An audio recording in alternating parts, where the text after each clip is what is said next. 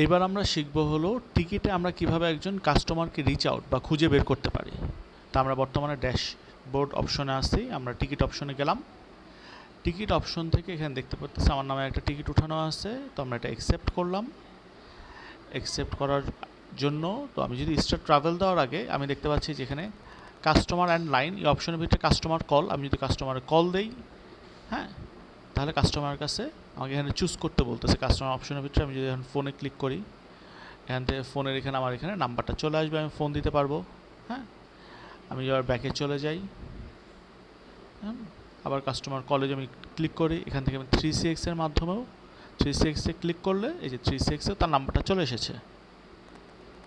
হ্যাঁ, আবার আমি এখন যেরকম হয় যে আমরা অনেক সময় দেখি যে আউসপাড়া একজন কাজ করে 27-এর লোকেশন চেনে, বা 27-এ একজন কাজ করে আউসপাড়ার লোক কানেকশন মানে লোকের ঠিকানা জানে না, তো যাবে কিভাবে? এখানে যে গেট ডাইরেকশন লেখা আছে, আমরা গেট ডাইরেকশনে ক্লিক করব।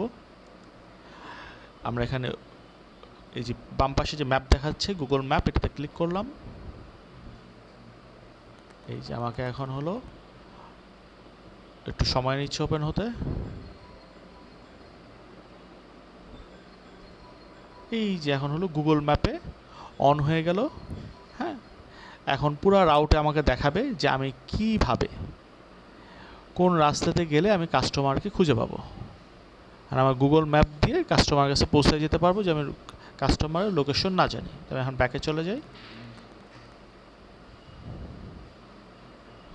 তো আমরা হলো এইভাবে টিকিটের মাধ্যমে কল করা দরকার কাস্টমারকে কল করে লোকেশন নিতে পারবো, বা আমি যদি কাস্টমার লোকেশন না চিনি তাহলে ডান পাশে যেই কমলাকারের আন্ডারে গেট ডাইরেকশন লেখা, এটা ক্লিক করে কাস্টমারকে আমরা খুঁজে বের করতে পারবো।